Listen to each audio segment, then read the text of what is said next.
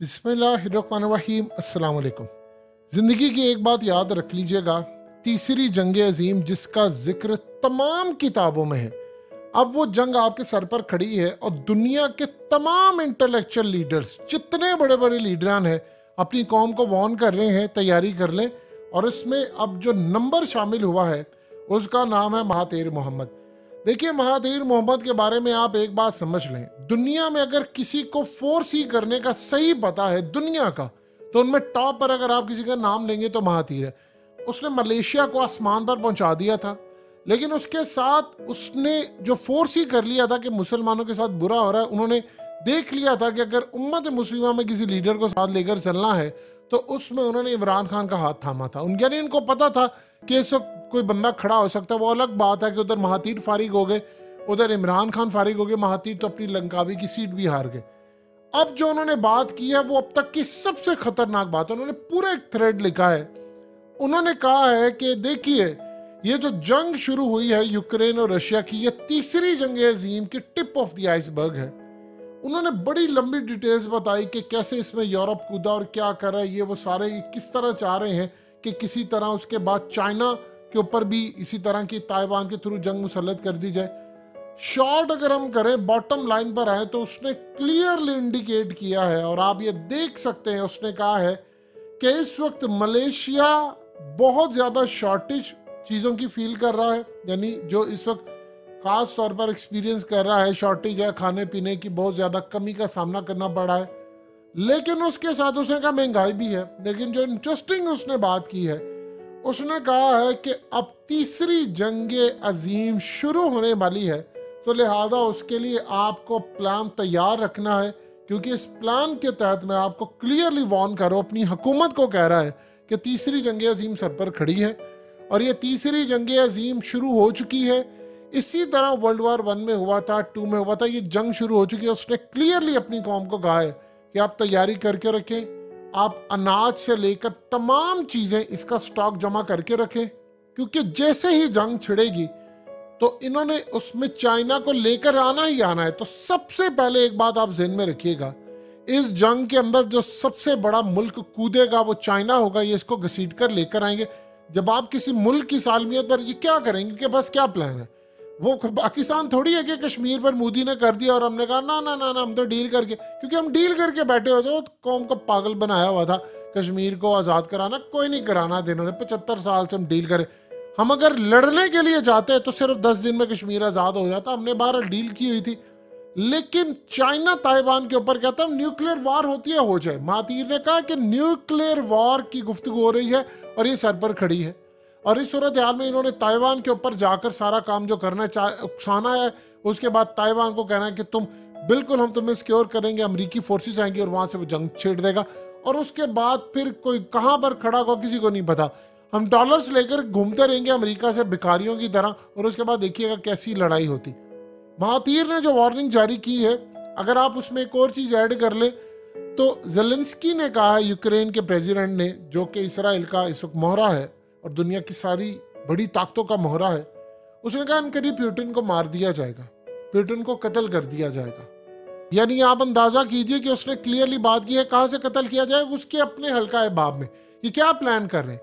ये असल में उसने वो प्लान लीक कर दिया है जो शाह फैसल के साथ हुआ था। असल में वो ये काम करने की कोशिश करे कि उनके अंदर मार दे। आप जानते हैं कि प्यूटिन का जो खाना आता है 3-3 दफा चेक होता है। चेक जो किया जाता है, डॉक्टर्स भी इवन के वो भी चेक करते हैं। और आप सोचिए कि वो वॉशरूम में जाता है, उसका पेशाब या पखाना उसको भी सिक्योर किया जाता है, क्योंकि उसके थ्रू प्यूटिन की सेहत को चेक किया जा रहा है कि उसकी सेहत कैसी है। उसके मुताबिक हवा के अंदर कोई गैस, कोई वायरस, कोई भी चीज़ छोड़ी जाए ताकि वहां तक पहुंचे। वो शख्स खाना खाना, इवन कि उसने सोना, उसके कमरे की 3-3 दफ़ा स्कैनिंग होती है। हर तरह की चीज़ होती है, एक के बाद दो, और हर कुछ दिन के बाद, यानी आप अंदाज़ा करें 5 दिन, 2 दिन, 4 दिन के बाद उसके जितने सिक्योरिटी है वो सारी की सारी चेंज होती है। यानी वो किसी तरह का कोई रिस्क लेने को तैयार ही नहीं है कि दुनिया के अंदर ये प्लान कर रहे हैं कि पुतिन को मार दिया जाए।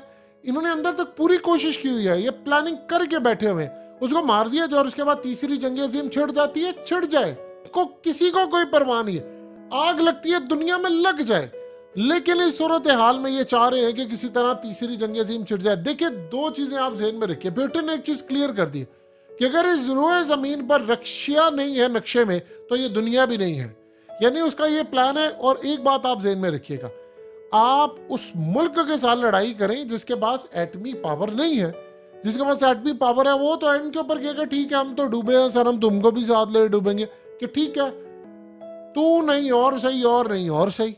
यानी ये अब असल में जो सूरत हाल है कि उसके बाद उसने कहा कि ठीक है अगर कोई भी नहीं है तो फिर हम भी नहीं है, तो फिर सब नहीं है, तो उसके बाद न्यूक्लियर चल जाएगा। यूक्रेन के मामले में पहले उसने मिसाइल नस्ब किए हुए, अमेरिका के साथ उसने मुआहदा खत्म कर दिया है कि आपको वो जो न्यूक्लियर की तमाम फैसिलिटीज और सब कुछ, कितने मिसाइल है कौन से लगाने के लिए, वो ट्रीटी उसे खत्म कर दी है। इस सूरत हाल में जो महातीर देख रहा है वो शायद आम लोग नहीं देख पा रहे। उसे वार्न कर दिया कि शॉर्टेज होने वाली है। देखिए, तीसरी जंग अजीम शुरू होगी तो चाइना कूदेगा, दुनिया की सप्लाई चेन मुतासिर। ये कोरोना के बाद क्या हुआ था, पाकिस्तान आज तक रिकवर कर पाए?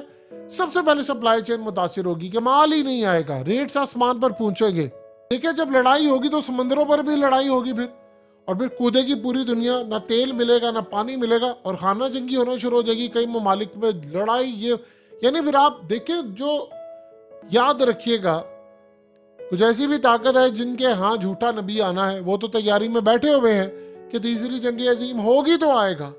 वो तो इस आज बार बार वो कह रहे पैगाम दे रहे हैं कि करो करो, ये यूक्रेन रशिया वाला मामला ये। अब पहली जंग अजीम का जरा खदोखाल तो पड़े, उसमें क्या हुआ था। सबसे पहले खिलाफत उस्मानिया तोड़ी गई, उसके बाद इसराइल का क्याम हुआ। दूसरी जंग अजीम के बाद क्या हुआ, ममालिक बिखर गए और उसके बाद इसराइल वजूद में आ गया। तीसरी के बाद उसने डोमिनेट करके सुपर पावर की तरफ जाना है। उनका बहुत बड़ा प्लान है। तो इस सूरत हाल में आप ये चीजें ज़हन में रखिएगा। मस्जिद अक्सा और बहुत सारी चीजें हैं। देखिए, दो चीजें आप ज़हन में रखिएगा, तीसरी जंग अजीम के बाद अमेरिका बहुत ज्यादा खोखला हो जाएगा और फिर एक गैप आ जाएगा कि अब तीसरी जंग अजीम के बाद कौन बनेगा सुपर पावर। तब दो ममालिक सामने इस वक्त आपको खड़े नजर आते, या तो चाइना है या इसराइल है, और आप बाकी कोई मुल्क नहीं है। इसराइल छोटा लेकिन उसकी पावर बहुत ज्यादा है, तो चाइना को भी आप अगर इंगेज कर देंगे तो फिर इसराइल तो सामने आएगा। तो ये तमाम की तमाम वो चीजें हैं जिसको आपने समझना है। हालात बता रहे हैं कि मामलात किस जानिब जा रहे हैं, चीजें किस जानिब जा रही हैं, कैसे मामलात आगे चल सकते हैं। एक बात आप ज़हन में रख लीजिएगा, क्लियर होने वाली है सूरत हाल, हम बिल्कुल लड़ाई की जानिब जा रहे हैं। रहे पाकिस्तान का मामला, तो देखिए हमें तो आज तक यही नहीं पता कि हम अमेरिका के साथ हैं या चाइना के साथ है। वैसे हम अमेरिका के साथ ही होते हैं, लेकिन इस सूरत हाल में जब जंग होगी तो हम कितने को डॉलर समेट लेंगे, ये बात भी बड़ी अहम है। सो लिहाजा दुनिया के अंदर जो हालात चल रहे हैं उसमें तीसरी जंग अजीम का मामला देखिए शुरू हो चुका है। पहले जंग अजीम और वर्ल्ड वार 1 और 2 को अगर आप देखेंगे तो ऐसी सूरत हाल ही थी बिल्कुल। उसमें एक दो ममालिक कूदे, उसके बाद फिर सारे कूद पड़े। आपको क्या लगता है कि जो चंद दिनों में जंग खत्म होनी थी उसको पुतिन 1 साल से ज्यादा आगे ले गया है, क्योंकि उसने बड़ी अक्लमंदी के साथ इनका मुकाबला किया। इनको समझ नहीं आ रही, इनका प्लान फेल हुआ है, तो कुछ ना कुछ तो इन्होंने करना है ना।